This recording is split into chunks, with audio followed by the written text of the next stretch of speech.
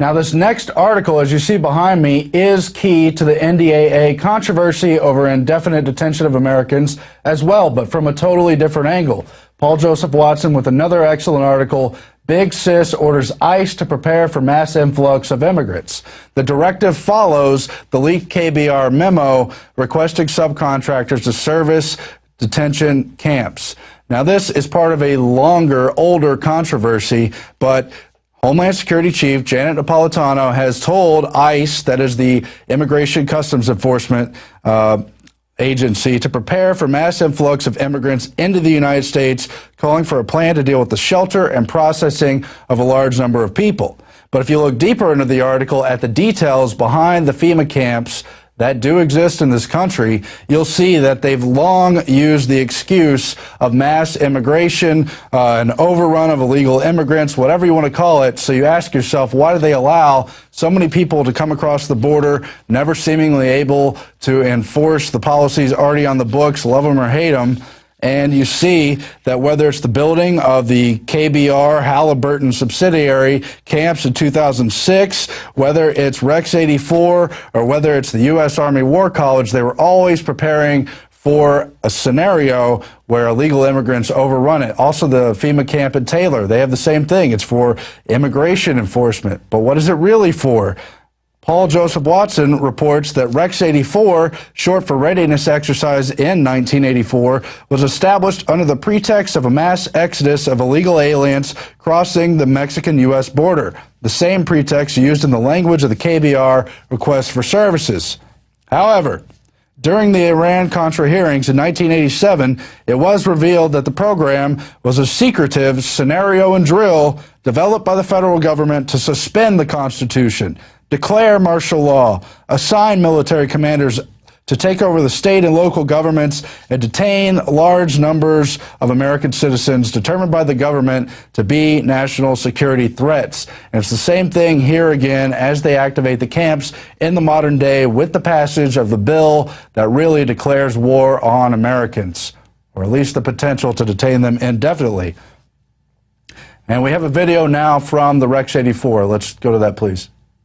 Up on screen are photocopies of the Miami Herald, and this goes back into the 1980s when they had congressional hearings dealing with shadow government and martial law. There's the headline, The Secret Government. And it talks about secret summits, a plan to take over the government. And it shows the people that were in charge of the continuity of government, Dick Cheney and others. And then we have a congressional hearing where we have Congressman Jack Brooks and others during Iran-Contra bringing up the secret plans, and they're told by Congressman Inouye that that can't be discussed. It's a national security issue. In the 1980s, the concentration camp program got a big boost. Colonel North, in your work at the NSC, were you not assigned at one time to work on plans for the continuity of government in the event of a major disaster? Mr. Chairman. I believe that question touches upon a highly sensitive and classified area, so may I request that you not touch upon that, sir. I was particularly concerned, Mr. Chairman, because I read in Miami papers and several others that there had been a plan developed by that same agency, a contingency plan in the event of emergency that would suspend the American Constitution. And I was deeply concerned about it and wondered if that was the area in which he had worked. I believe that it was. May I most respectfully request that that matter not be touched upon at this stage. If we wish to get into this, I'm certain arrangements can be made for an executive session. And tragically, the only member who got close was Jack Brooks, and he was stopped by the chairman. But the truth of the matter is that, yes, you do have those standby provisions, and the plans are there, and the statutory emergency plans are there, whereby you could, in the name of stopping terrorism, apprehend, invoke the military, and arrest Americans. and hold them in detention camps. So there you have it, that clip. Now, so if Rex 84 is just to deal with an overrun of illegal immigrants, why build the camps? Why not just try to enforce the border or something else? Of course, that's a complex question, not a one-dimensional answer, but maybe the answer has to do with they just want to trigger for martial law so they can clamp down on whoever they want to, just like in any other tyranny around the world for hundreds, if not thousands of years. It's just textbook. And of course, we also have quotes in that article dealing with the U.S. Army War College's Strategic Institute plan leaked in 2008, where they deal with massive civil unrest implied here for economic reasons, where they would use the defense establishment to reorient priorities in extremis to defend basic domestic order and human security. And that's in the report. That's something else we've covered in the past, but really shows you what road we're going down. Dark day indeed. Meanwhile, the SPLC has admitted to lying about Sheriff Mack, and he has a lawsuit pending. We wanted to cover this briefly because Sheriff Mack was very upset about, well, not the first time of being taken out of context. It just told outright lies, implying that he calls for violence when in fact he doesn't and never did. He spoke directly, however, with Mark Potok, head spokesman for the SPLC, the Southern Poverty Law Center. Mack says Potok admitted to him, "We went back and reviewed the tape where we reported you advocated shooting agents, and that isn't what you said." Potok agreed to reprint a retraction. However, Mack says the retraction was a tiny paragraph compared to the massive coverage they had given to the earlier false charges about him, and it could not even begin to undo the vast damage they've done in smearing his name and the CSPOA before other law enforcement agencies. Mack pointed out that Sheriff Dwight Nothstein of Carbon County, Pennsylvania, for instance, has publicly compared Sheriff Mack to Hitler and repeated the SPLC charge that he has advocated shooting federal agents.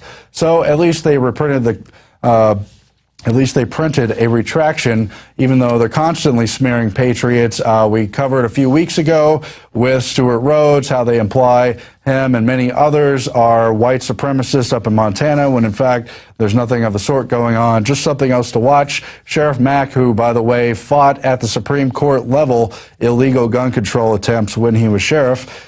Very nice guy. We've had him on the program before. In other news, the USDA conspires with biotech industry for complete deregulation of GMOs. That's an article from Barbara Peterson at Farm Wars. She quotes from Truth Out, "Under a new 2-year pilot program at the USDA, regulators are training the world's biggest biotech firms, including Monsanto, BASF, and Syngenta, to conduct environmental reviews of their own transgenic seed products as part of the government's deregulation process."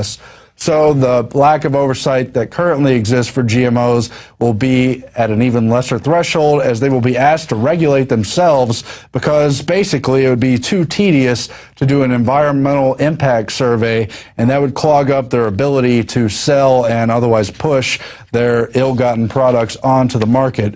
Well, what do you expect? We know it's a revolving door between the various regulation agencies and government and these biotech firms, who, by the way, BASF, a good example how it goes back to the cartel, that is IG Farben, and which also connects with the Bilderberg Group, where groups like Syngenta meet annually, as do Monsanto, at least time to time. Something else to keep an eye on. They will now be regulating themselves and telling you that the products are good for you, but they don't need to label them. Now, a different story. Inside Wukong, the Chinese village that fought back, an interesting profile of a small town of 20,000 people, a coastal fishing village town in China. For the first time on record, the Chinese Communist Party has lost all control, with the population of 20,000 in the southern fishing village now in open revolt. And it goes on to discuss how they ran off the party members from the small town after they began stealing their land and privatizing it and selling it to various commercial interests. And they finally had enough after several years, and 3 months ago began a standoff, and the last Chinese official did finally leave. It adds that although China suffers an estimated 180,000, quote, mass incidents a year, it's unheard of for the party to sound a retreat.